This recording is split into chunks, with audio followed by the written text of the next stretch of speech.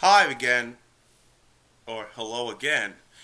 Well, welcome back to another video special.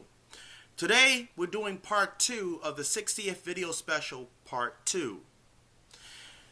Well, this time a little bit of a few tweaks or adjustments to enjoy. And I hope you enjoyed this one too. Remember, rate, comment, and subscribe. Enjoy. Hello, everyone, and Merry Christmas, and welcome back. We are going part 2. That's right, we are in part 2, and for my 60th video special. And let's get started. Here we have here today is Disney's Bedknobs and Broomsticks.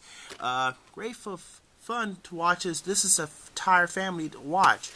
And Leonard Maltin says, a thoroughly entertaining fantasy. Leonard Maltin, Disney movie guide. Yes.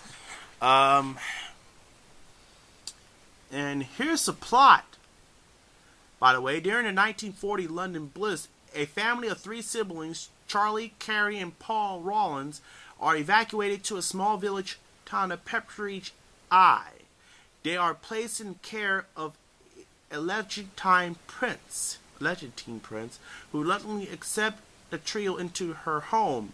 The children learn that Mrs. Price is apparently a witch who wants to use her witchcraft to aid the war effort. In exchange for their silence, Mrs. Prince casts a spell of bedknob that Paul removed from the brass bed in their room. When reattached to the bed, they will travel anywhere, Paul asked. The next day, Mrs. Prince received a letter from the head teacher on her correspondence school informing her that he is closing the college due to the war and cannot provide her with a cruel spell she has been waiting for to help her cause. As a result, she asks Paul if she can use the bed to go to London to track him down. Reaching London, the four quickly encountered the headmaster, Emilius Brown, who is really a con artist. Brown is surprised to learn that the spell he thought were merely nonsense, words out of the book, and actually worked for Mrs. Prince. Miss Prince. Actually, it's Price. Yeah, sorry.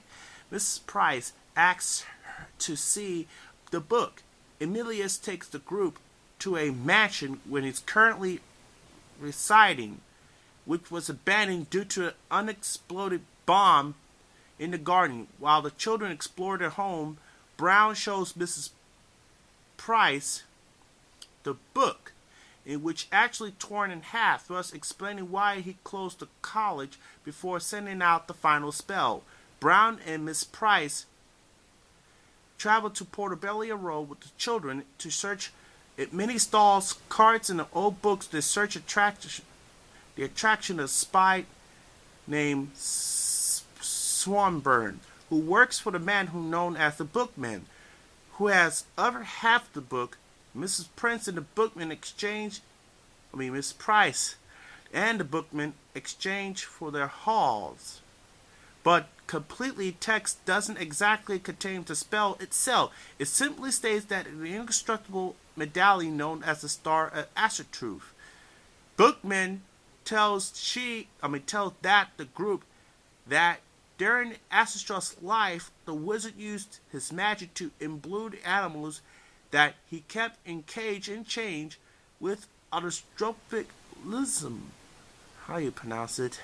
However, the animals rebelled, killed Asatruth, stolen many his possessions, including the star, sailed away on the ship, and were never seen or heard again. But Bookman mentioned that his half of the book has a final note that said that the 17th century shipwreck Ascar was found lost at sea. Ascar was half crazed with dust and sun exposure, but has sworn that the salted island ruled by animals. But the bookman says it doesn't exist because he looked for it in every cart. When Bookman named the island, Paul realized the island is described in the children's book he took from Brahms' house.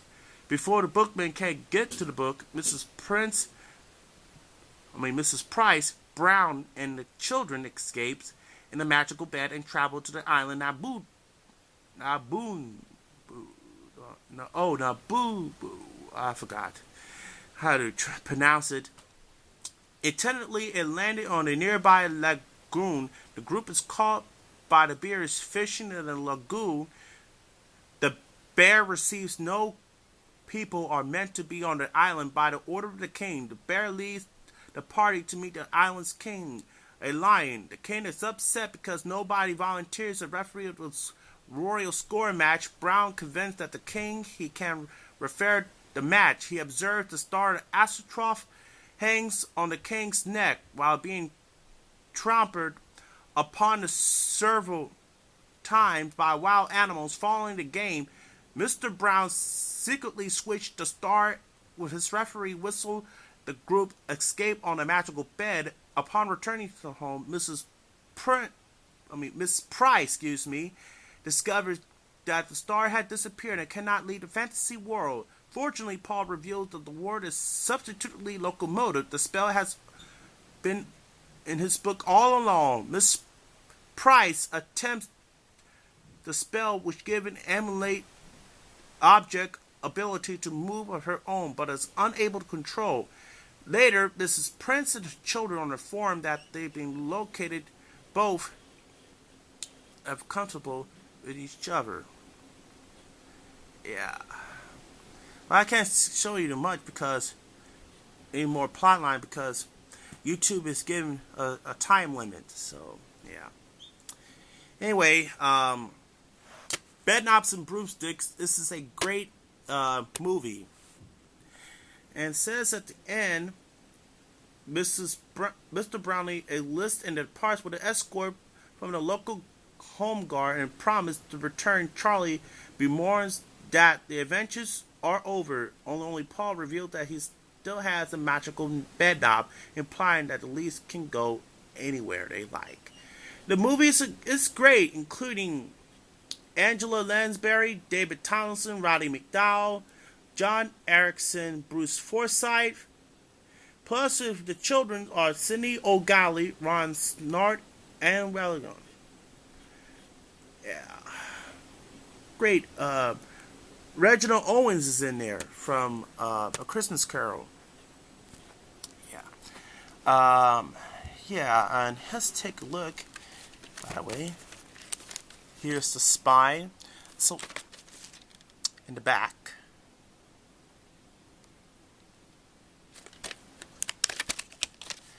Let's see.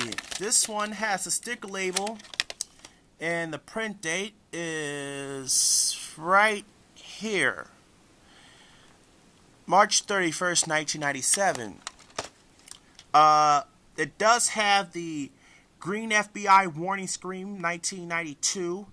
And it has the Walt Disney Masterpiece Collection. And yes, it is, as you know, digitally remastered. And it's closed caption. I have a second. I have the original one, from the Black Diamond copy.